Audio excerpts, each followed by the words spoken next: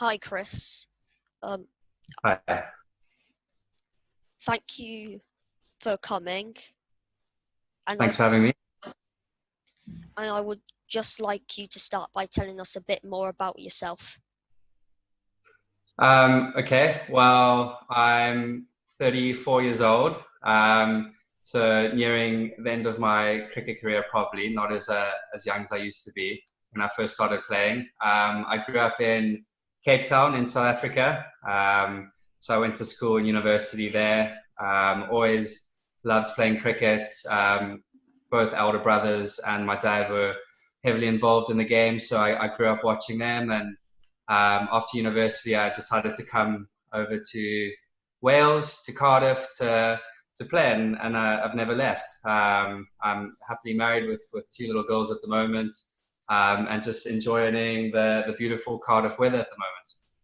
Great, thank you. As a big cricket fan myself and someone who plays for my local junior team, I wanted to start by asking, how did you get into cricket, and were you always a wicket keeper?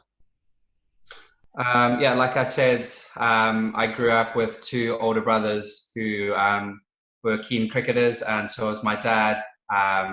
And he was a headmaster of a school back in Cape Town. So I grew up, and we lived on the property of the school, so we always had all the facilities right there. And so it was pretty easy for me to play and to be involved in the game. And they were all wicket keepers, both brothers, and my dad was a wicket keeper. So obviously, as a boy growing up and watching them, that's all I wanted to do. And yeah, I'm just thankful. I'm doing it as a job, really. But that was a path that I took.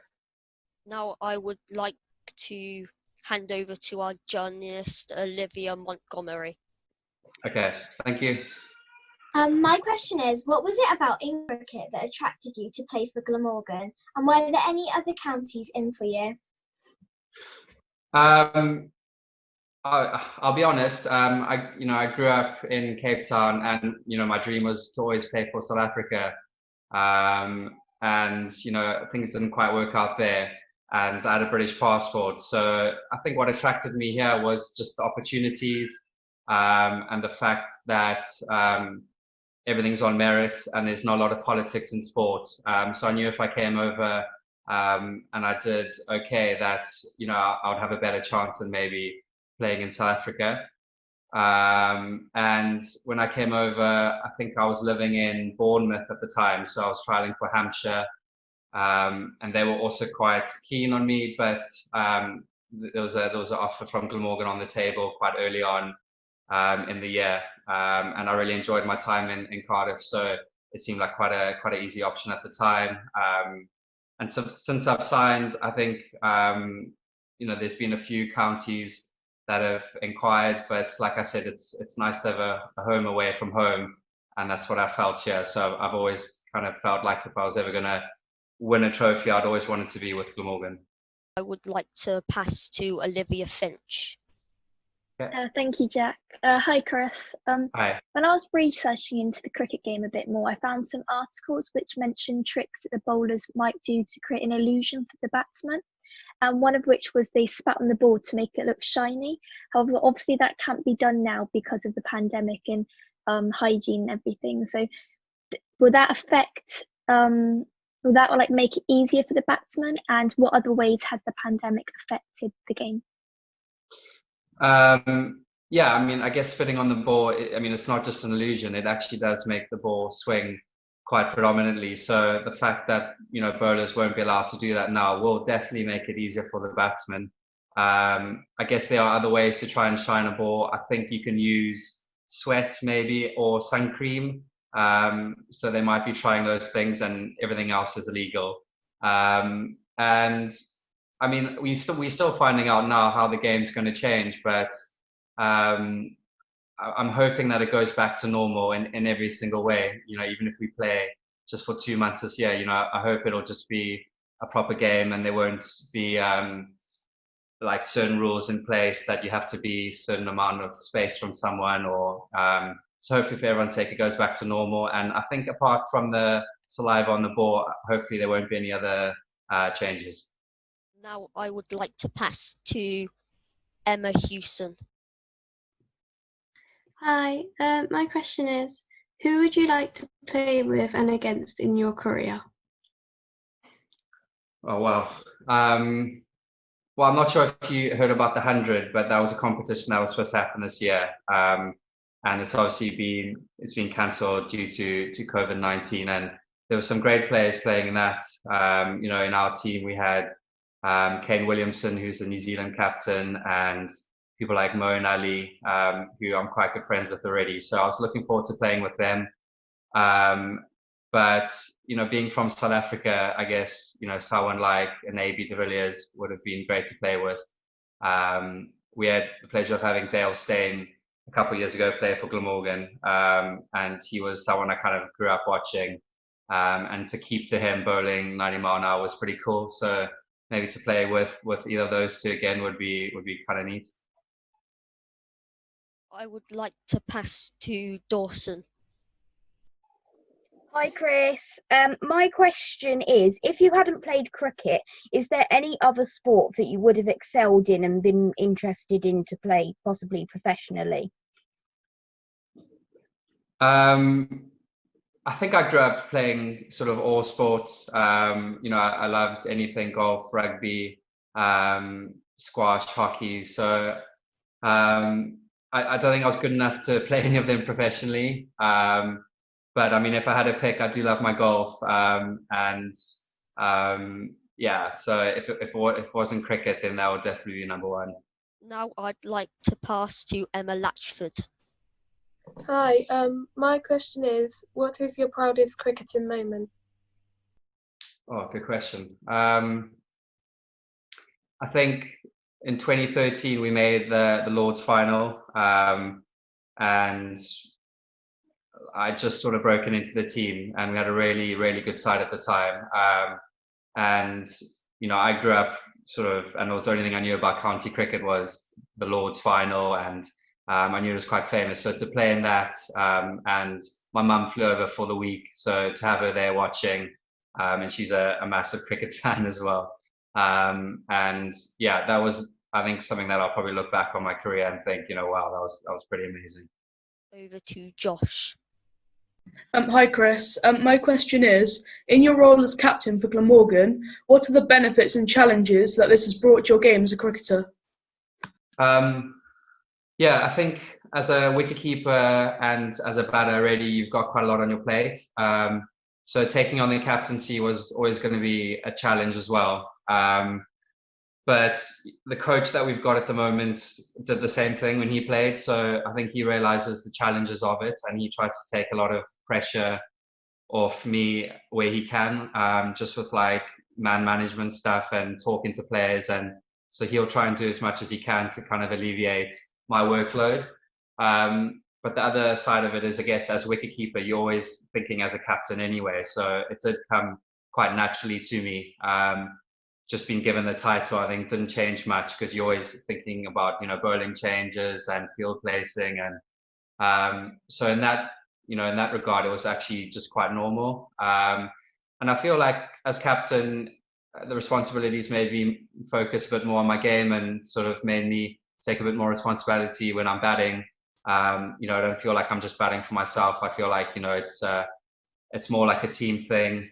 So it definitely has helped. And I mean, it's still early days, and there's a lot of things that have come naturally to me and a lot of things that haven't come naturally to me. I think it's one of those things you just want to keep working on, but you also want to stay true to yourself and not change too much as a person. But yeah, it's a good question. Do you think you're great to become a manager? A manager? Oh, I don't know. I definitely want to stay in the game, but I'm not sure if I've got the patience to be a coach. Pass on to Shannon. Okay, my question is, because you have two daughters, I was wondering what your views on girls' cricket is, and whether you think it should be shown more on TV. Yeah, I mean, girls' cricket's really taken off, and it's a great sport to get into.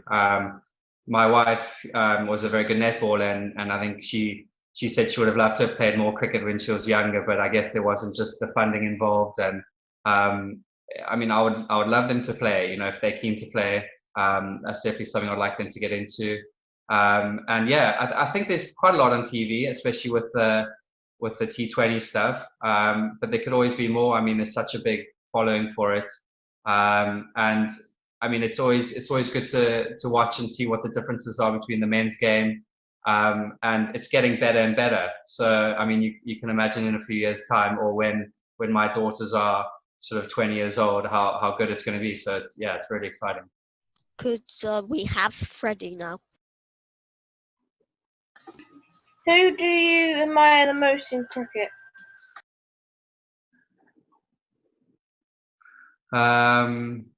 Just as a player, past or present, or just present? Just any type of players. Yeah. That's a good question. Do you know what? Our coach at the moment, a guy called Matthew Maynard, and he played for England in his day.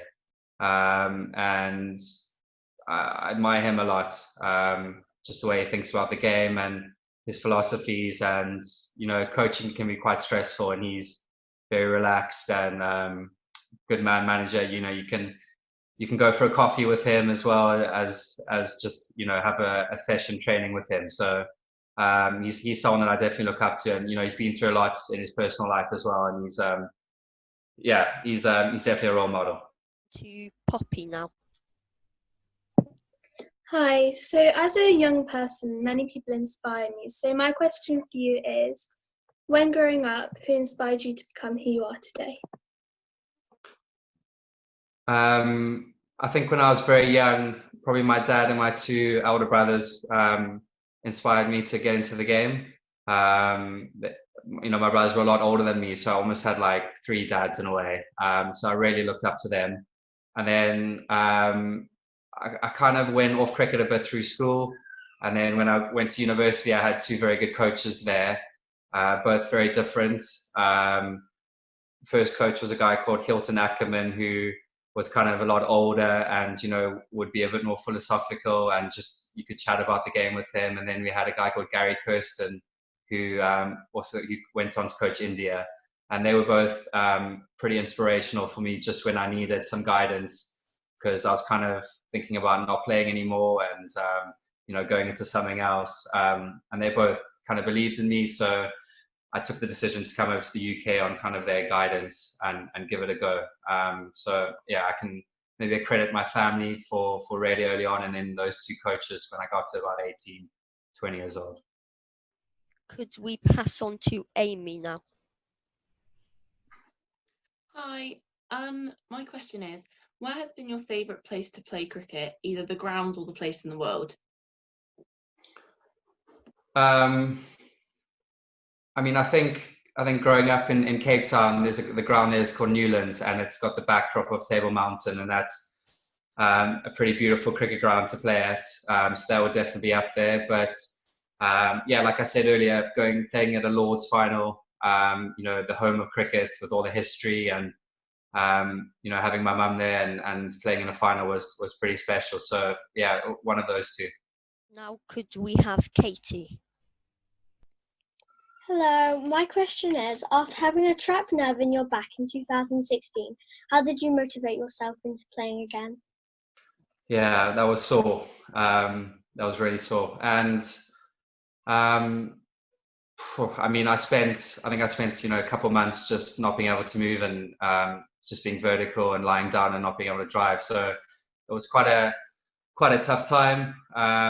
But I think what it did do is it made me realize what I had.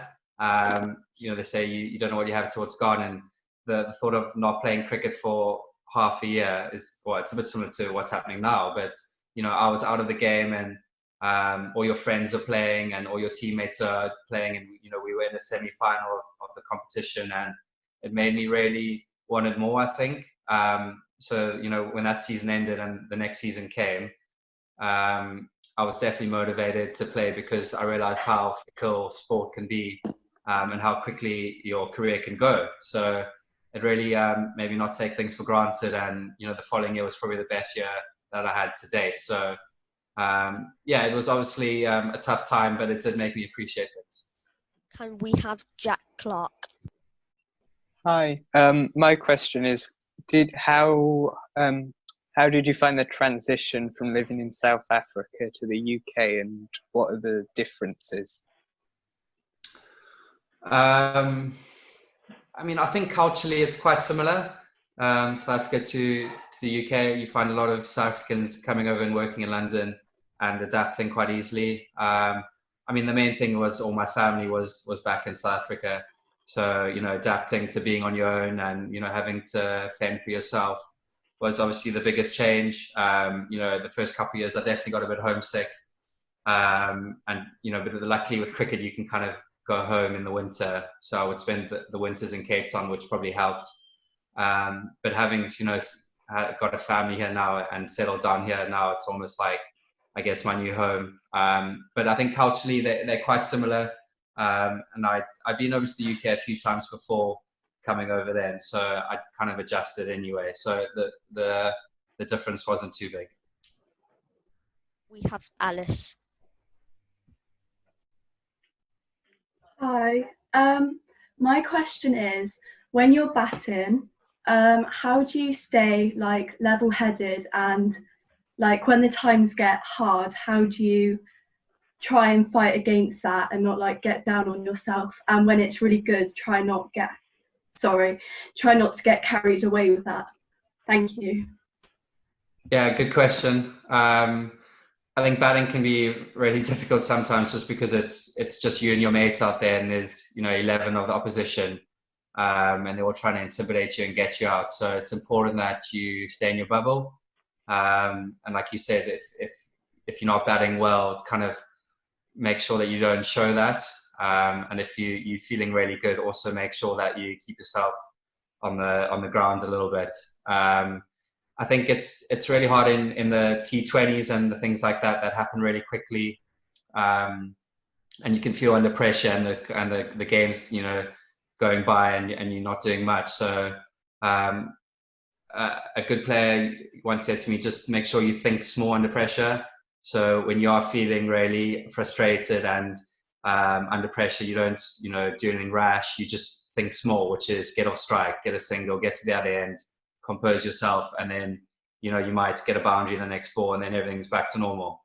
So it's kind of just remembering those things that people have told you along the way, and the more you do it, the more you sort of know how to do it. So you can just rely on those points of reference from when you were playing well and you're in a good mental state. Questions and answers there. Thank you, everyone. Both Nigel, Dando and Mr. Coles are big cricket fans, so I'd like to see if they have any questions for you. I'm going to say, Chris, you mentioned you played at Lord's. I read in a recent article of yours in the Cricketer magazine, you were quite critical of one aspect of Lord's, and that was the quality of their loo paper. And I just wondered if the powers that be there had since responded to your stinging criticism. Well, it was stinging, yeah, literally. But no, I haven't had anything back from them. I think I was just disappointed because, you arrive at Lord's and there's, a fridge full of drinks and you get your 3-course meals and everything's so amazing. And then, the toilet paper just didn't live up to it. So I'm sure they would have changed it after my article. I mean, they must have. I hope so. I hope so for your sake. Yeah. Thanks, Chris. Thanks very much indeed, Chris. No worries. Chris, myself and Nigel go to Somerset quite a lot. I just wondered, who's your most difficult opponent you've ever played against, and particularly maybe in the local derbies at Somerset? Who would you say is the toughest guy you've ever played against? Yeah, I mean, Somerset will definitely be up there as the toughest game. I mean, I remember when I signed 10 years ago, we used to go down there and just get battered by them. And the crowd's always on top of you, enjoying their ciders. And it's definitely a hostile place to go, but it's also the players they had. They were really fierce and never backed down. And I think until we started standing up to them and not letting them bully us, we started actually winning down there. But they had people like Alfonso Thomas and Trigo and Kieswetter and the Overtons now, really in-your-face players. And, it's part of the game, and it's similar to the Australians, when they were good. But I mean, if I had to think about players, it would be either from Lancashire or Somerset, and they're the two teams that really want to hit the front foot and almost bully you. And there's nothing saying you can't do that. Okay, great. Yeah, Peter Trigo, of course, from Weston-super-Mare. That's right. Yeah, lovely guy off the field. All right. Okay. Thank you, and thanks for your time today. Cheers, Chris. No, thank you thanks very much. When you're training, how much do you have to sacrifice so that you get to the best possible level? Thank you. I mean, I think cricket is a lot. It's a lot of a mental game. So I think other sports like athletics or rugby or football, you have to put in a lot more work, maybe in the gym or stuff like that. But I think cricket, you can get to a point where you can overtrain. So it's important to do just the right amount of training and keep fresh mentally, because we all know how tough the game is mentally, and it's not as physically dependent.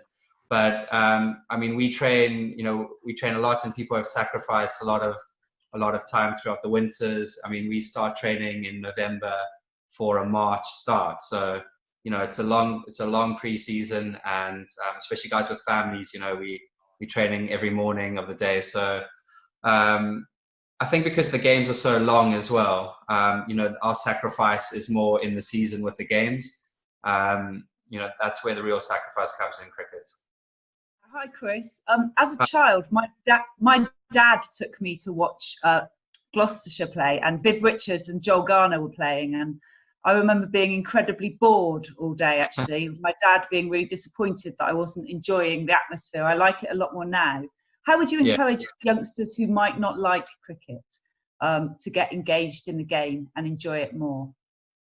It can be quite a boring game at times. I think especially when you don't know a lot about the rules and you don't know a lot about the game. I think once you familiarize yourself with the rules and everything else, you can see all the little things, battles within a battle and things like that. But I think if you're trying to get kids into cricket, it's just a T20 game on a Friday night. It's usually a full crowd. There's music, dancing, lots of there's like a kids zone and lots of other things going on. So it might be a good way to get them there, and then they might actually watch some of the cricket and enjoy it. Obviously, I talked earlier about how some of our friends go and watch you, and I'm just wondering, in a lot of sports, the crowds themselves can have a huge impact, and just wondered to what level do they have an influence on the cricket game itself, and is there a big difference between a game where you might have people there or a big crowd, for example, or not? Yeah. I mean, I really enjoy going down to play Surrey because I know it's at the Oval, and I know Digby will be there with, a band of friends, and you can see some familiar faces in the crowd, and it definitely is nice. And there's so much pressure outside of that, people say, oh, do you want me to come and watch? Is it going to put more pressure on you? It's almost nice to have someone familiar there. And whenever my mum sort of flies over and watches, it's always nice to have her in the crowd, and always seem to do better.